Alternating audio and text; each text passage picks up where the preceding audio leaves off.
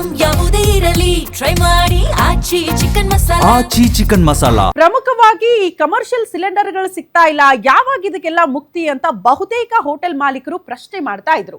ಅವರೆಲ್ಲ ಪ್ರಶ್ನೆಗೆ ಒಂದು ಉತ್ತರ ಅಂತ ಅಂದ್ರೆ ಇವತ್ತು ಮೋಸ್ಟ್ಲಿ ಅದಕ್ಕೆ ಪರಿಹಾರ ಸಿಗಬಹುದು, ಸಿಹಿ ಸುದ್ದಿ ಸಿಗಬಹುದು ಅಂತ.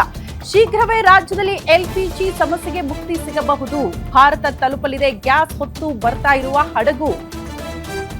ಹರ್ಮುಜ್ ಜಲಸಂಧಿಯ ಮೂಲಕ ಶಿವಾಲಿಕ್ ಶಿಪ್ ಬರ್ತಾ ಇದೆ. ಕೆಲವೇ ಕ್ಷಣಗಳಲ್ಲಿ ತಲುಪಲಿದೆ ಮಂಗಳೂರು ಬಂದರು.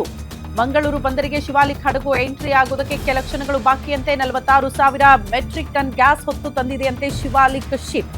ಗುಜರಾತ್ನ ಮುಂದ್ರಾ ಬಂದರಿನಲ್ಲಿ 20,000 ಮೆಟ್ರಿಕ್ ಟನ್ ಅನಿಲ ಅಂತೆ. ಉಳಿದ 26,000 ಮೆಟ್ರಿಕ್ ಟನ್ ಅನಿಲ ಮಂಗಳೂರಿನಲ್ಲಿ ಅನ್ಲೋಡ್ ಆಗ್ಲಿಕ್ಕಿದೆ. ಇವತ್ತು ಮಂಗಳೂರು ಪೋರ್ಟ್ಗೆ ಅನಿಲ ಹೊತ್ತು ಬರ್ತಾ ಇದೆ ಶಿವಾಲಿಕ್ ಶಿಪ್. ಇದು ಹೋಟೆಲ್ ಮಾಲೀಕರಿಗೆ ಸ್ವಲ್ಪ ಮಟ್ಟಿಗೆ ಸಮಾಧಾನ ತರ್ತಾ ಇರುವಂತಹ ವಿಚಾರ.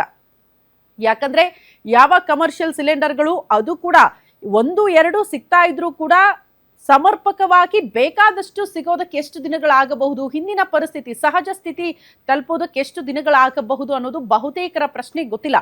ಕೊಲ್ಲಿ ರಾಷ್ಟ್ರಗಳಲ್ಲಿ ಯುದ್ಧ ನಿಲ್ಲಬೇಕು, ಜೊತೆಗೆ ಈ ಹರ್ಮುಜ್ ಜಲಸಂಧಿ ಮಾರ್ಗ ಇದೆಯಲ್ಲ ಅದು ಕಂಪ್ಲೀಟ್ ಆಗಿ ಓಪನ್ ಆದ್ರೆ ಮಾತ್ರ ಮೋಸ್ಟ್ಲಿ ಇದೆಲ್ಲದಕ್ಕೂ ಕೂಡ ಒಂದು ತಾರ್ಕಿಕ ಅಂತ್ಯ ಅಂತ ಹೇಳ್ತಿದ್ದಾರೆ.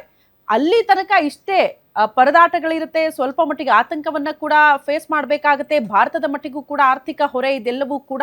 ಆದ್ರೂ ಕೂಡ ಇದರ ಮಧ್ಯದಲ್ಲಿ 2 ಹಡಗುಗಳು LPG ಗ್ಯಾಸ್ ಹೊತ್ತ 2 ಹಡಗುಗಳು ಭಾರತದ ಕಡೆಗೆ ಪ್ರಮುಖವಾಗಿ ಇವತ್ತು ಶಿವಾಲಿಕ್ ಶಿಪ್ ಕೆಲವೇ ಕ್ಷಣಗಳಲ್ಲಿ ಮಂಗಳೂರು ಬಂದರನ್ನ ತಲುಪಲಿದೆ. ಹಾಗಾಗಿ ಸ್ವಲ್ಪ ಮಟ್ಟಿಗೆ ನಿರಾಳರಾಗಬಹುದು ಹೋಟೆಲ್ ಮಾಲೀಕರು ಅಂತ.